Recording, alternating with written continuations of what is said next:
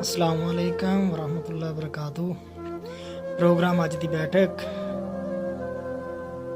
अपने पिंड की याद दे विच अपने यारां दोस्तां नूं याद करदिआं होइआं अपने सोहणे वतन नूं याद करदिआं होइआं लिखिआ है कि किक्कर टाली बेरी निम्मा पिप्पल तूत ते बोड़ नहीं भुल्ले।